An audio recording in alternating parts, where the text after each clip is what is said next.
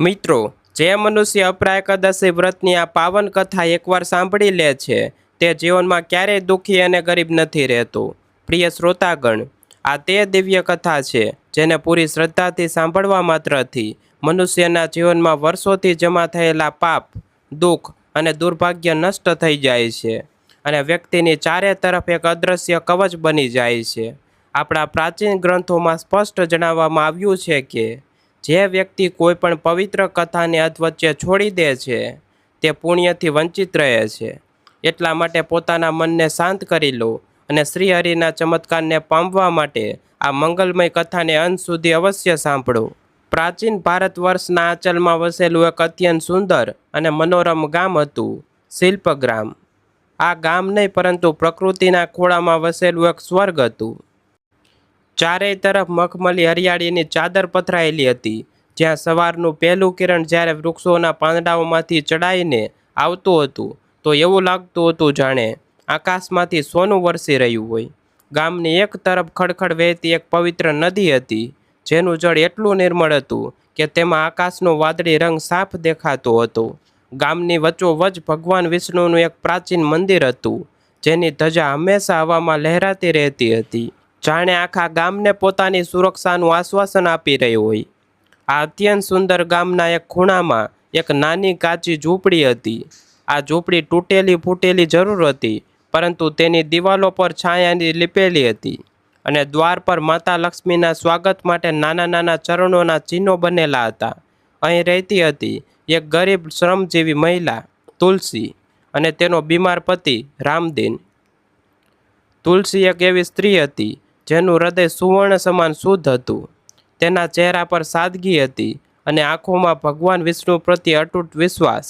પરંતુ સમયનું ચક્ર એવું ફર્યું કે તુલસીના જીવનમાં દરિદ્રતાએ પોતાના પગ પેસારો કરી લીધો હતો। ક્યારેક તેની પાસે પણ લહેરાતા ખેતરો હતા, પરંતુ સતત દુષ્કાળ અને કેટલીક દુર્ભાગ્યપૂર્ણ ઘટનાઓએ તેને દાણે દાણે મોહતાજ કરી દીધી હતી। તેના હાથની રેખાઓ મહેનત કરતાં કરતાં ઘસાઈ ચૂકી હતી। તેની ફાટેલી સાડી અને ધૂળથી ખંખડાયેલા પગને જોઈને કોઈ પણ નહીં કહી શકતું હતું કે આ સ્ત્રીએ સંઘર્ષની કેટલી લાંબી લડાઈ લડી છે। તુલસીનો પતિ રામદીન સાક્ષાત ધૈર્યની મૂર્ત હતો। ગરીબી અને બીમારીઓએ તેના ચહેરાની ચમક તો છીનવી લીધી હતી, પરંતુ તેની ભક્તિને ઓછી નહોતી કરી શકી। તે ફાટેલા વસ્ત્રો વારંવાર શાંતિને પહેરતો, પરંતુ ક્યારેય તુલસીને કોઈ ફરિયાદ નહોતો કરતો। તે જાણતો હતો કે તેની પત્ની આખો દિવસ બીજાના ખેતરોમાં પરસેવો પાડે છે, જેથી બે સમયની રોટલીનો બંદોબસ્ત થઈ શકે, પરંતુ ઘણીવાર કિસ્મત એટલી નિર્દય હતી કે તુલસી ખાલી હાથે ઘરે પરત ફરતી હતી। તે દિવસની બપોર ખૂબ જ ભારે હતી। સૂર્ય પોતાની પૂરી ગરમી ફેલાવી રહ્યો હતો। તુલસી ખેતરની એક પાળ પર બેઠી પોતાની સૂકી ફાટેલી જમીનને જોઈ રહી હતી। તેની પાસે હળ ચલાવવા માટે બળદ નહોતા અને ન તો બીજ ખરીદવા માટે પૈસા। તેની આંખોમાં આંસુનું એક ટીપું ચમક્યું અને જમીનની સૂકી તિરાડમાં સમાઈ ગયું। તેને યાદ આવ્યું કે ઘરના રામદીને સવારથી કોઈ ખાધું નથી। રસોડાનો ચૂલો છેલ્લા 2 દિવસથી ઠંડો પડ્યો હતો। માટલામાં માત્ર પાણી હતું અને ડબ્બાઓમાં માત્ર ખાલીપો। તુલસીનું ગળું ભરાઈ ગયું। તેણે આસમાન તરફ હાથ ઉઠાવીને કહ્યું, હે નારાયણ, શું મારી ભક્તિમાં કોઈ કમી રહી ગઈ? શું મારો પરિશ્રય પર્યાપ્ત નથી? હું ભૂખી રહી શકું છું પ્રભુ, પરંતુ રામદીનનો કરમાયેલો ચહેરો હવે નથી જોવાતો। તે મારાથી પોતાનું દુઃખ છુપાવે છે, પણ તેની આંખોની ઊંડાઈ મને બધું જ કહી દે છે।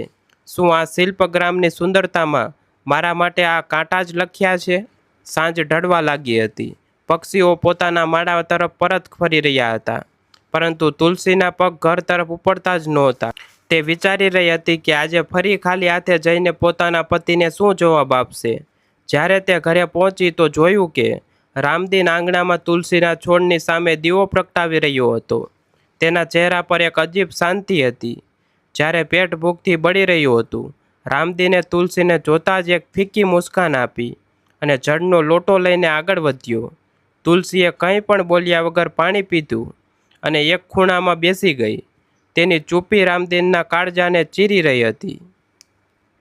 રામદીન તેની પાસે બેઠો અને ધીમા સ્વરમાં બોલ્યો, તુલસી, તું આટલી પરેશાન કેમ થાય છે?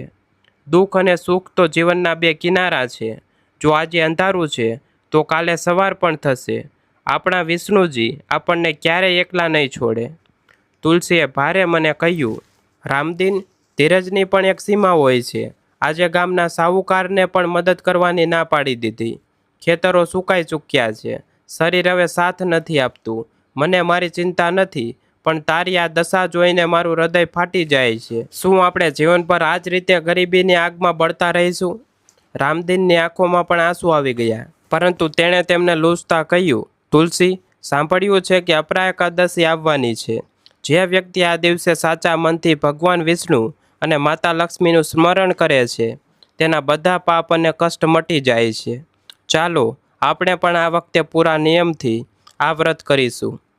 કદાચ આપણી આ કરુણ પોકાર વૈકુંઠ સુધી પહોંચી જાય. તુલસીએ રામદીન તરફ જોયું. તેની આંખોમાં આશાનું એક નાનું કિરણ હજી પણ જીવિત હતું. તે રાત્રે તેઓ બંને અડધા પેટે પાણી પીને સૂઈ ગયા, પરંતુ તેમના મનમાં એક સંકલ્પ જન્મ લઈ ચૂક્યો હતો. પણ તેમને શું ખબર હતી કે ભગવાન તેમની પરીક્ષા હજી વધારે લેવાના છે. ગરીબીનો તો તે પહાડ એટલો ઊંચો હતો કે તેણે પાર કરવો સરળ નહોતો. બીજા જ દિવસે ગામમાં એક એવી ઘટના ઘટી જેણે તુલસી અને રામદીનના ધૈર્યને ઝંઝોડીને રાખી દીધું. મારા વાલા ભક્તો, ગરીબીનો માર કેટલો ભયાનક હોય છે. આ તે દિવસે તુલસીના ચહેરા પર સાફ દેખાઈ રહ્યું હતું. બીજા દિવસની સવારે જ્યારે સૂર્યના પહેલા કિરણે શિલ્પગ્રામની ગલીઓને સ્પર્શ કર્યા, તો તુલસીના મનમાં એક નવી આશા જાગી હતી. તેણે વિચાર્યું કે કદાચ આજે કોઈના ખેતરમાં મજૂરી મળી જાય.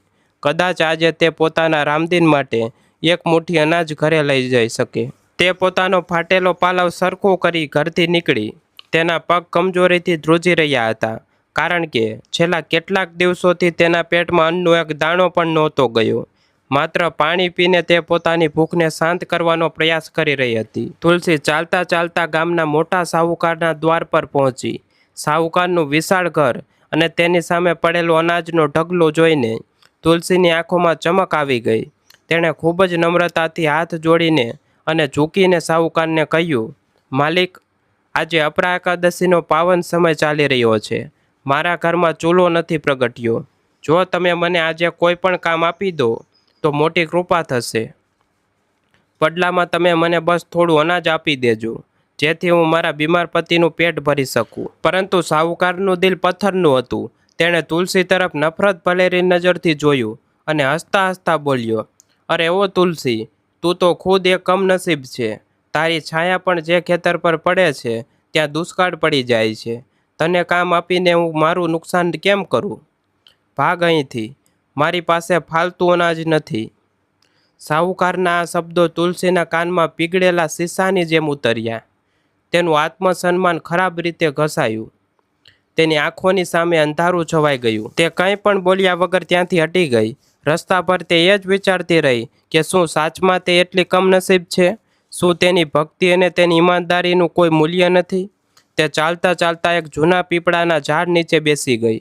તેના શ્વાસ તેજ ચાલી રહ્યા હતા અને કાળજું ધક ધક થઈ કરી રહ્યું હતું.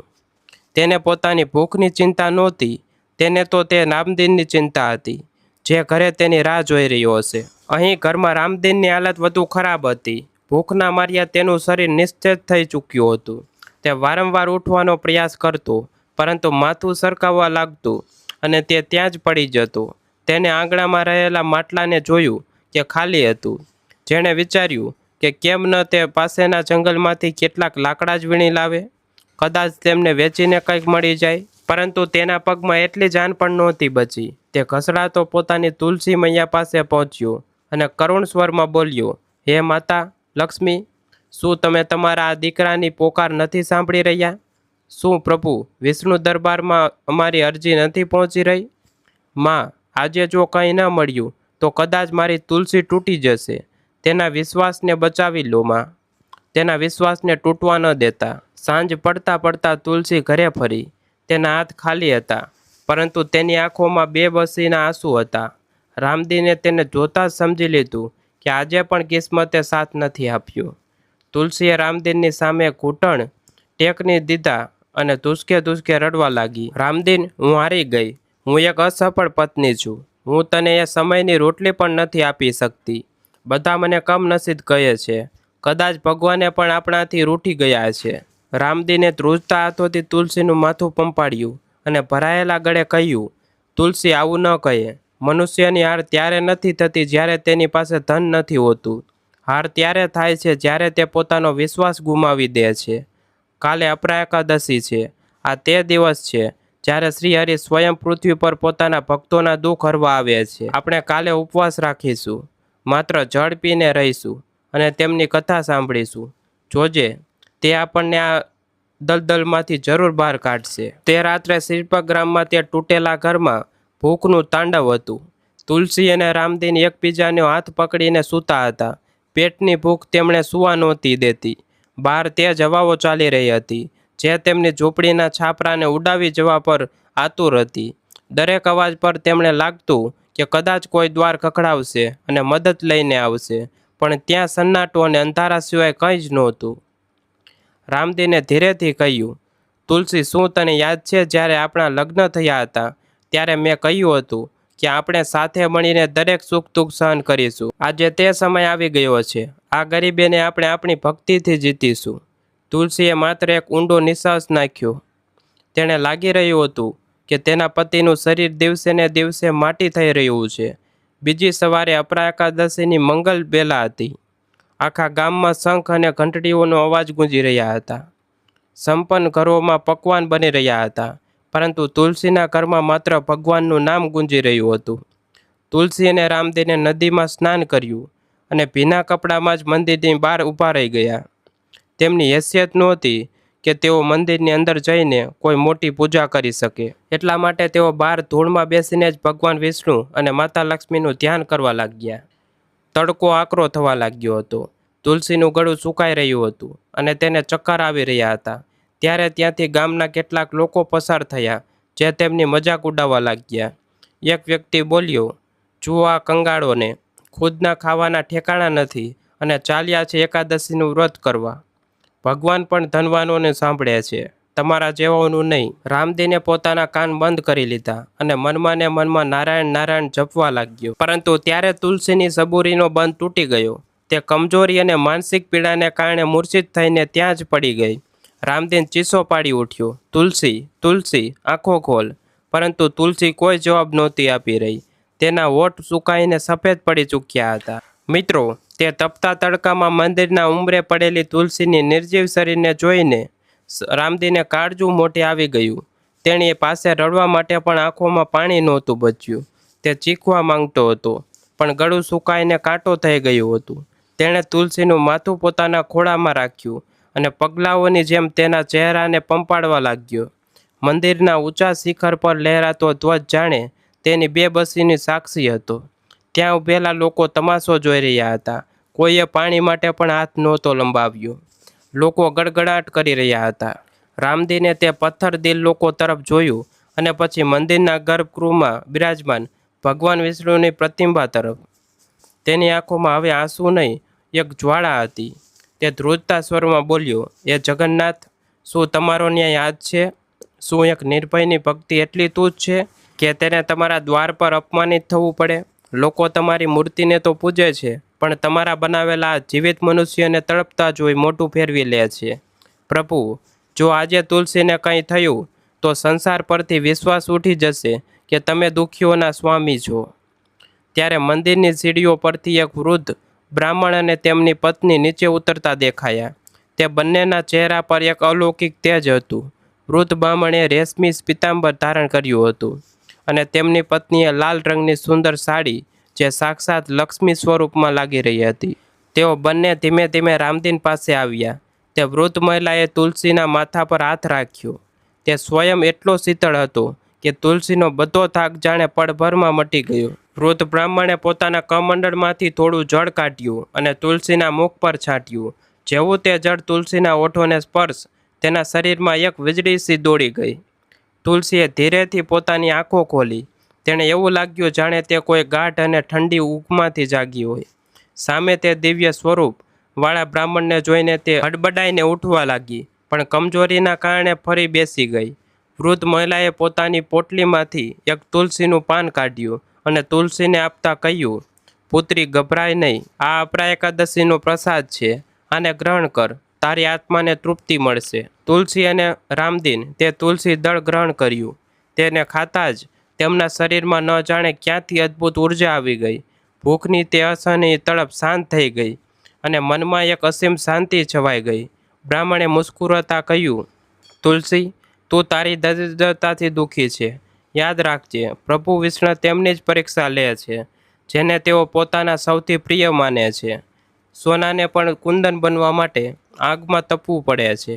આજની આ અપરા એકાદશી તારા જીવનનું અંતિમ કષ્ટ છે, પણ યાદ રહે, ભક્તિમાં સંદેહનું કોઈ સ્થાન નથી હોતું. જાઓ, પોતાના ઘરે જાઓ અને આજની રાત અખંડ દીપ પ્રગટાવીને વિષ્ણુ સહસ્ત્રનો પાઠ કરો. જે ઘટિત થશે તે સંસાર માટે મિસાલ બનશે. તુલસીએ એ બંનેના ચરણ સ્પર્શ કરવા માટે હાથ લંબાવ્યો, પરંતુ જેવી તે ઝૂકી તે વૃદ્ધ જોડું ત્યાંથી અદૃશ્ય થઈ ગયું. ત્યાં માત્ર હવામાં ચંદન તેને તુલસીની ભીની ખુશ્બુ બાકી હતી. શિલ્પગ્રામની ગલીઓમાંથી પસાર થતા હવે તુલસીના પગ લચડતા નહોતા. તે દ્રઢ સંકલ્પ સાથે પોતાની કુટિયા તરફ આગળ વધી રહી હતી. રસ્તામાં એ જ લોકો જે તેની મજાક ઉઠાવી રહ્યા હતા હવે તેના ચહેરાઓનો તેજ જોઈને નીચું જોવા લાગ્યા. ઘરે પહોંચીને તુલસીએ જોયું કે તેની તૂટેલી ફૂટેલી ઝૂંપડીમાં એક અદ્ભુત શાંતિ વ્યાપ હતી. સૂર્ય ઢળી ચૂક્યો હતો અને અપરા એકાદશીની રાત શરૂ થઈ ગઈ હતી. રામદીને ઘરના ખૂણે ખૂણામાં વાળ્યું. તેણે માટીનો એક દીવો લીધો જેમાં માત્ર 2 ટીપા તેલ બચ્યું હતું. તુલસીએ ભગવાન વિષ્ણુને પ્રાર્થના કરી, પ્રભુ, મારી પાસે તમને અર્પણ કરવા માટે કંઈ નથી, બસ આ અતૂટ વિશ્વાસવાદ છે, આને બૂઝવા ન દેતા. રાત ઘેરી થતી ગઈ. તુલસીએ ફાટેલી શેતરંજી પર બેસીને ભગવાન વિષ્ણુનું ધ્યાન શરૂ કર્યું. તેની પાસે ન તો ધૂપ હતી, ન અગરબત્તી, ન ફૂલ અને ન તો નૈવેદ્ય. તેણે પોતાના મનમાં ભાવોને જ પુષ્પ બનાવ્યા અને પોતાની આંખોની ભીનાશને અર્ધ્ય તે જપવા લાગી. ઓમ નમો ભગવતે વાસુદેવાય. અડધી રાતનો સમય હતો. ચારે તરફ સન્નાટો હતો. અચાનક તુલસીને પોતાની કુટિયાની અંદર એક દિવ્ય પ્રકાશ દેખાયો. તે પ્રકાશ એટલો તીવ્ર હતો કે તેણે આંખો અંજાઈ ગઈ. તેણે જોયું કે તેનો પતિ રામદીન જે પાસે જ બેઠો માળા જપી રહ્યો હતો તે પણ તે પ્રકાશમાં નાયેલો હતો. ત્યારે એક ચમત્કાર થયો. તેમની કુટિયાની ઘાસની છત ધીમે ધીમે ચાંદીની જેમ ચમકવા લાગી. છાણથી લીપેલી દિવાલો આરસની જેમ શ્વેત અને શીતળ થવા લાગી. તુલસી ડરના માર્યા થર ધ્રુજવા લાગી. તેને લાગ્યું કે કદાચ તે કોઈ સપનું જોઈ રહી હતી. તેણે રામદીનનો હાથ પકડ્યો. રામદીનની પણ આ જ હાલત હતી. તેઓ બંને જોઈ રહ્યા હતા કે તેમના ઘરના ખાલી વાસણો જેમાં માત્ર હવા ભરાયેલી હતી હવે સોના અને ચાંદીના સિક્કાઓથી પોતાની મેળે ભરાતા જઈ રહ્યા હતા. સુકાઈ ગયેલી અન્નની કોઠારમાં અચાનક સુગંધિત ચોખા અને ઘઉંના ઢગલા થઈ ગયા. પરંતુ તુલસી અને રામદીનનું મન તો તે ધન દોલત તરફ ન ગયું. તેઓ તો બસ તે પ્રકાશના સ્ત્રોતને જ જોતા રહ્યા. ત્યારે કુટિયાની મધ્યમાં તેમણે એ જ વૃદ્ધ બ્રાહ્મણ અને તેમની પત્ની દેખાયા, જે હવે પોતાના અસલી ચતુર્ધેય વિષ્ણુ અને મહાલક્ષ્મીના સ્વરૂપમાં હતા. ભગવાન વિષ્ણુના હાથોમાં શંખ, ચક્ર, ગદા અને પદ્મ હતા અને માતા લક્ષ્મીના હાથોમાંથી ધનની વર્ષા થઈ રહી હતી.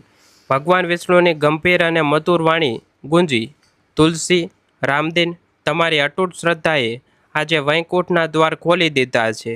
તમે તમારી ભૂખની ચિંતા ન કરી, તમે સંસારની મજાકની ચિંતા ન કરી, તમે માત્ર મારી ભક્તિને જ પોતાનું સર્વસ્વ માન્યું. જે ભક્ત એકાદશીના દિવસે પોતાની ઇન્દ્રિયો પર વિજય મેળવી લે છે, હું તેનો ઋણી થઈ જાઉં છું. વહાલા ભક્તો, તે દિવ્ય પ્રકાશની ચમકમાં તુલસી અને રામદીન પોતાની સૂઝબૂઝ ખૂબ ગુમાવી બેઠા હતા. તેમની આંખોમાંથી અવિરત અશ્રુઓ વહી રહી હતી. સામે સાક્ષાત નારાયણ ઊભા હતા.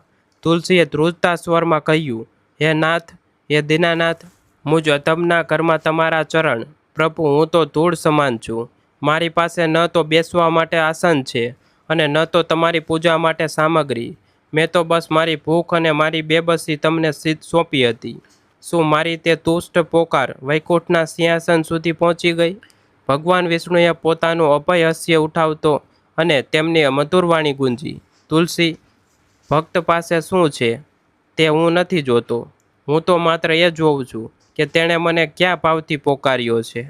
તમે અને રામદીને આ અપરા એકાદશીના વ્રતમાં પોતાના પ્રાણોથી બાજી લગાવી દીધી. તમે અપમાન સહન કર્યું, તિરસ્કાર સહન કર્યો, પરંતુ મારા પર પોતાનો વિશ્વાસ ન ગુમાવ્યો. માતા લક્ષ્મીએ સ્નેહપૂર્ણ નજરોથી રામદીન તરફ જોયું અને બોલી, પુત્ર રામદીન, તારી ધીરજ અને તારી સાધના આજે સફળ થઈ છે. એક પતિ જ્યારે પોતાની પત્નીના સંઘર્ષમાં અડગ રહે છે તો તે આખા પરિવાર ભાગ્યને બદલી દે છે. તારા ફાટેલા વસ્ત્રોના દરેક કણોમાં તારી ભક્તિના કિરણો બહાર આવી રહ્યા છે. આજથી તમારી દરિદ્રતાનો અંત આવે છે. જોત જોતામાં તે તૂટેલી ફૂટેલી ઝૂંપડી એક ભવ્ય મહેલમાં પરિવર્તિત થવા લાગી. તુલસીની ફાટેલી સાડીની જગ્યાએ રેશમી વસ્ત્રો આવી ગયા અને રામદીનનું રૂપ જોઈ દેવતા સમાન થઈ ગયું. તુલસીએ હાથ જોડીને કહ્યું, પ્રભુ, આ ધન દોલત અને આ વૈભવ તો ક્ષણભંગુર છે. મને આ બધું નથી જોઈતું. મને તો બસ તમારા ચરણોની ધૂળ જોઈએ છે. મને એવું વરદાન આપો કે મારી બુદ્ધિ ક્યારે તમારાથી વિમુખ ન થાય. પ્રભુ વિષ્ણુ મંદ મંદ મુસ્કુરાતા અને બોલ્યા, તુલસી, આજ તો એક સાચા ભક્તની ઓળખ છે. આ ઐશ્વર્ય તમને એટલા માટે આપવામાં આવ્યું છે જેથી તમે શિલ્પગ્રામના અન્ય દીન દુખિયાઓની સેવા કરી શકો. આ અપરા એકાદશીની કથાને તું જન જન સુધી પહોંચાડીશ. માતા લક્ષ્મીએ પોતાના કરકમળોથી એક સોનાનો કળશ તુલસીને સોંપ્યો અને કહ્યું, આમાંથી નીકળનાર અન્ન અને ધન ક્યારેય સમાપ્ત નહીં થાય. આટલું કહીને ભગવાન વિષ્ણુ અને માતા લક્ષ્મી અંતર્ધ્યાન થઈ ગયા. સવારનું પહેલું કિરણ જ્યારે શિલ્પગ્રામની ધરતી પર પડ્યું તો આખું ગામ દંગ રહી ગયું. જ્યાં કાલ સુધી એક તૂટેલી ઝૂંપડી હતી ત્યાં આજે એક સુવર્ણ જેવો ચમકતો મહેલ ઊભો હતો. એ જ સાહુકાર જેણે તુલસીને ધૂતકારીને ભગાડી હતી સૌથી પહેલાં ત્યાં પહોંચ્યો. તેણે જોયું કે તુલસી અને રામદીન અત્યંત સુંદર અને તેજસ્વી વૈભવ કુંડમાં દ્વાર પર ઊભા રહીને બધાને પ્રણામ કરી રહ્યા હતા. સાહુકારે ધ્રુજતા સ્વરમાં પૂછ્યું, તુલસી, આ બધું શું છે? શું તને કોઈ જાદુઈ ખજાનો મળી ગયો? તુલસીએ મુસ્કુરાતા કહ્યું, સાહુકારજી, આ કોઈ જાદુનો કમાલ નથી. આ તો અપરા એકાદશીના વ્રત અને શ્રીહરિની અસીમ કૃપાનું ફળ છે. આ સાંભળતા જ આખા ગામમાં ખડખડાટ મચી ગયો. પરંતુ સાહુકાર ઈર્ષાની અગ્નિમાં બળવા લાગ્યો. તેણે ગુપ્ત રીતે રાજ્યના મહારાજને સંદેશો મોકલાવ્યો કે શિલ્પગ્રામની એક સાધારણ મહિલાએ રાજ્યનો ખજાનો ચોરી લીધો છે અને તે પોતાની જાદુઈ શક્તિઓથી લોકોને ભ્રમિત કરી રહી છે. મહારાજે તરત જ પોતાના સૈનિકોને આદેશ આપ્યો કે તુલસીને બંદી બનાવીને રાજ દરબારમાં રજૂ કરવામાં આવે. એક સવારે જ્યારે તુલસી અને રામદીન તુલસી માતાની પૂજા કરી રહ્યા હતા, મહારાજના સૈનિકો મહેલના દ્વાર પર આવી ઊભા રહ્યા. સેનાપતિએ બૂમ પાડીને કહ્યું, તુલસી, તારા પર રાજ્યનો ખજાનો છુપાવવાનો અને જાદુટોળાનો આરોપ છે. આખા ગામમાં સન્નાટો છવાઈ ગયો. રામદીનનો ચહેરો ડરથી પીળો પડી ગયો. તેણે તુલસીનો હાથ પકડી લીધો. તુલસીએ શાંત ભાવથી રામદીનની આંખોમાં જોયું અને કહ્યું, રામદીન, ડર નહીં. જેણે આપણને શૂન્યથી શિખર સુધી પહોંચાડ્યા છે એ જ આપણી રક્ષા પણ કરશે. તુલસીને સાંકળોમાં જકડી લેવામાં આવી. રાજદરબારમાં મહારાજે કડકાઈથી પૂછ્યું, તુલસી, તારી પાસે આટલું અપાર ધન ક્યાંથી આવ્યું? તુલસીએ અત્યંત નમ્રતાથી માથું ઝુકાવ્યું અને કહ્યું, મહારાજ, ન તો મેં કોઈ ચોરી કરી છે અને ન તો મને કોઈ દાટેલો ખજાનો મળ્યો છે. આ તો માત્ર અપરા એકાદશીના વ્રત અને ભગવાન વિષ્ણુની કરુણાનું ફળ છે. મહારાજને તુલસીની વાત પર વિશ્વાસ ન આવ્યો. તેથી તેમણે આ ચમત્કારની પરીક્ષા લેવા માટે કળશમાંથી દરબારના બધા સૈનિકોને ભોજન કરાવવાનો આદેશ આપ્યો. તુલસીના મનમાં તો માત્ર નારાયણનો વાસ હતો. તે નાના અમથા કળશમાંથી અદ્ભુત અને સુગંધિત પકવાન નીકળવા લાગ્યા. સેંકડો લોકો ભોજન કરવા લાગ્યા, પણ કળશનું અન્ન ઓછું થવાનું નામ જ નહોતું લઈ રહ્યું. પછી તેમાંથી દિવ્ય સ્વર્ણ મુદ્રાઓ પડવા લાગી. મહારાજને પોતાની ભૂલનો અહેસાસ થઈ ગયો. તેમણે તુલસીની સાંકળો ખોલી અને ક્ષમા માગી. સાહુકાર પકડાઈ ગયો, પણ તુલસીએ ફરીથી પોતાની ઉદારતાનો પરિચય આપતા મહારાજને પ્રાર્થના કરી કે સાહુકારને ક્ષમા કરી દો. તુલસી અને રામદીને પોતાના મહેલના દ્વાર બધા માટે ખોલી દીધા. શિલ્પગ્રામ હવે એક પાવન તીર્થ બની ચૂક્યું હતું. તુલસી અવારનવાર પોતાના પતિ રામદીનને કહેતી, રામદીન, આ ધન, આ માન સન્માન, શું આ બધું આપણને પ્રભુથી દૂર તો નહીં કરી દે? રામદીન, જે સાક્ષાત ભક્તિથી પ્રતિમૂર્તિ હતો, કહેતો, તુલસી, જ્યાં સુધી આપણા હૃદયમાં પ્રભુનું નામ છે ત્યાં સુધી કોઈ માયા આપણને અડી નથી શકતી. ઘણા વર્ષો વીતી ગયા. તુલસી અને રામદીન હવે વૃદ્ધ થઈ ચૂક્યા હતા. એક દિવસ જ્યારે અપરા માસની એ જ પાવન એકાદશી ફરીથી આવી. તુલસીએ અનુભવ્યું કે તેનો અંત સમય નજીક છે. તેણે રામદીનને પાસે બોલાવ્યો અને મંદિરમાં લઈ જવા કહ્યું. રામદીનનું હૃદય ધ્રુજી રહ્યું હતું, પણ તેણે તુલસીને સહારો આપ્યો. તુલસીએ પ્રભુ વિષ્ણુ અને માતા લક્ષ્મીની પ્રતિમા સામે માથું ટેકવ્યું. હે પ્રભુ, તમે એક કમનસીબ મહિલાને તે બધું આપ્યું જેની તેણે ક્યારેય કલ્પના પણ નહોતી કરી. હવે મને તમારા શરણે લઈ લો નાથ. રામદીને પણ હાથ જોડ્યા. ત્યારે મંદિરમાં એ જ વૃદ્ધ બ્રાહ્મણ અને બ્રાહ્મણી ફરીથી પ્રગટ થયા. બ્રાહ્મણે કહ્યું, તુલસી, તારી પરીક્ષા સમાપ્ત થઈ. તુલસી અને રામદીન પોતાનો પાર્થિવ દેહ ત્યાગીને દિવ્ય સ્વરૂપ ધારણ કરી વૈકુંઠ તરફ પ્રસ્થાન કર્યું. પ્રિય શ્રોતાગણ, અપરા એકાદશીની કથા માત્ર એક પ્રાચીન વાર્તા નથી, પરંતુ આ તમારા અને મારા જીવનનો એક અરીસો છે. અપરા એકાદશી આપણને એ જ શીખવાડે છે કે જ્યારે આપણે આપણી ઇન્દ્રિયોને વશમાં કરીએ છીએ અને આપણી બધી ચિંતાઓ નારાયણના ચરણોમાં સોંપી દઈએ છીએ, તો તે અક્ષય પાત્ર આપણા જીવનના પણ પ્રગટ થાય છે. તુલસીએ મહેલ મળ્યા પછી પણ પોતાની સાદગી ન છોડી. બસ શરત એટલી છે કે આપણું મન રામદીનની જેમ પવિત્ર અને તુલસીની જેમ અડગ હોવું જોઈએ. અપરા એકાદશીનો આ મહિમા યુગો યુગો સુધી ભક્તોને રાહ બતાવતો રહેશે. મિત્રો, આ કથામાંથી આપણને એવી 3 શીખ મળે છે જેને દરેક વ્યક્તિએ પોતાના જીવનમાં ઉતારવી જ જોઈએ. પહેલી શીખ, ઈશ્વર ક્યારેય ભક્તની દરિદ્રતા કે બાહ્ય સ્થિતિ નથી જોતા, પરંતુ તેના હૃદયનો સાચો ભાવ અને અતૂટ શ્રદ્ધા જુએ છે. ગરીબી કે અત્યંત સંદરતા સમયે પણ મનુષ્યએ પોતાનું ધૈર્ય અને ઈશ્વર પરનો વિશ્વાસ ક્યારેય ન ગુમાવવો જોઈએ. બીજી શીખ, અહંકાર, ઈર્ષા અને બીજાનું ખરાબ કરવાની વૃત્તિ મનુષ્યના પતનનું સૌથી મોટું કારણ બને છે. જેમ સાહુકારનું થયું. ઈશ્વરની કૃપા મળે ત્યારે અહંકારમાં રાચવાને બદલે તુલસી અને રામદીનની જેમ નમ્ર અને પરોપકારી બનવું જોઈએ. ત્રીજી શીખ, જીવનમાં ગમે તેવી કઠિન પરિસ્થિતિ આવે, પવિત્ર વ્રત અને પ્રભુ ભક્તિ અધવચ્ચે ન છોડવા જોઈએ. પૂર્ણ શ્રદ્ધા અને નિષ્ઠાથી કરેલું અપરા એકાદશીનું વ્રત જીવનના તમામ અંધકારને દૂર કરી વૈકુંઠની પ્રાપ્તિ કરાવે છે. તો ભક્તો, આ વિડીયોમાં આટલું જ. અમારી ચેનલ ગુજરાતી વાસ્તુ ઉપાયને સબસ્ક્રાઈબ કરવાનું ન ભૂલતા, જેથી તમને એકાદશી, પૂર્ણિમા, અમાવસ્યા અને ધર્મકર્મ સાથે જોડાયેલી આવી જ દિવ્ય અને માર્મિક કથાઓ જે તમારા જીવનને નવી દિશા આપી શકે છે, તે નિરંતર મળતી રહે. ધન્યવાદ. જય વિષ્ણુ ભગવાન. જય માતા લક્ષ્મી.